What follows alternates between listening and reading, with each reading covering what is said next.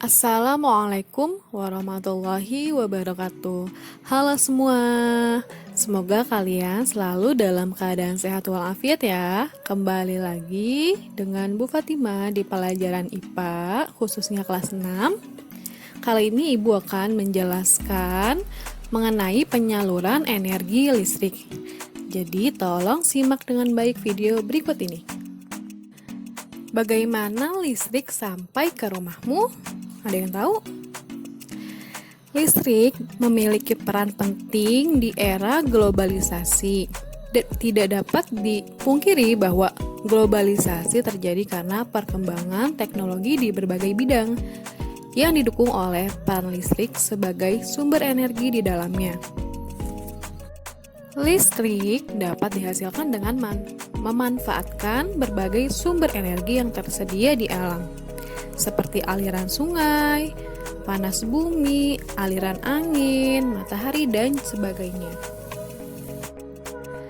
Listrik yang kamu gunakan sehari-hari berasal dari pembangkit listrik yang dioperasikan oleh perusahaan listrik negara atau yang biasa kita kenal sebagai PLN.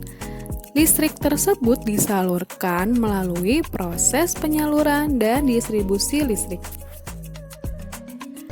Tahapan penyaluran listrik dari pembangkit listrik sampai ke rumah-rumah berdasarkan gambar adalah sebagai berikut.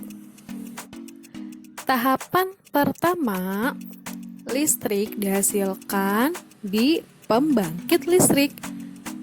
Pembangkit listrik terjadi perubahan energi kinetik menjadi energi listrik oleh generator. Nah, di pembangkit listrik ini menghasilkan energi listrik dengan tegangan dari 11 kV sampai 24 kV. Energi listrik yang dihasilkan di pembangkit listrik disalurkan melalui saluran penghantar ke transformator penaik tegangan. Energi listrik dinaikkan tegangannya hingga 500 kV oleh generator. Hal ini dilakukan agar perpindahan arus listrik berlangsung dengan efisien.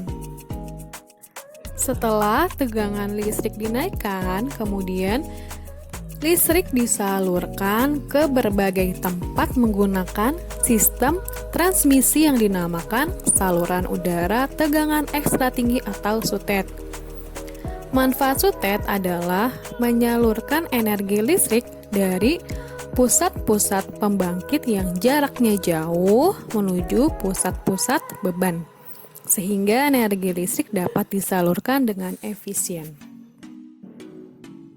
Setelah melalui SUTET, energi listrik kemudian masuk ke gardu induk. Di gardu induk, energi listrik diturunkan tegangannya oleh transformator penurun tegangan menjadi tegangan menengah yaitu 20 kV. Kemudian energi listrik disalurkan ke gardu-gardu distribusi dan diturunkan kembali tegangannya dalam gardu distribusi menjadi tegangan rendah yaitu 220 volt. Tegangan sebesar ini sudah sesuai dengan kebutuhan rumah tangga. Selanjutnya, energi listrik disalurkan melalui trafo-trafo distribusi. Satu trafo distribusi dapat menyuplai listrik ke beberapa rumah. Setelah melalui trafo distribusi, akhirnya listrik sampai ke rumahmu. Kamu dapat menggunakannya untuk menyalakan berbagai peralatan listrik yang kamu butuhkan. Dengan adanya listrik, kini masyarakat dapat mengakses semua informasi yang berasal dari berbagai belahan dunia. Tanpa listrik, tentunya hal tersebut tidak akan bisa terjadi. Lalu, bagaimana dengan daerahmu? Apakah kamu telah merasakan manfaat listrik dalam kehidupan sehari-hari di rumah? Cukup sekian penjelasan mengenai penyaluran energi listrik. Jika ada yang ingin kalian tanyakan, bisa kalian tulis di kolom komentar. Selanjutnya, untuk tugasnya, Ada 5 soal yang harus kalian tulis di buku dan dijawab. Soal tersebut diantaranya, nomor 1, apa saja sumber daya alam yang bisa digunakan untuk membangkitkan energi listrik? Nomor 2, mengapa energi listrik dari pusat pembangkit listrik perlu dinaikkan tegangannya? Nomor 3, apa fungsi sutet pada sistem transmisi energi listrik?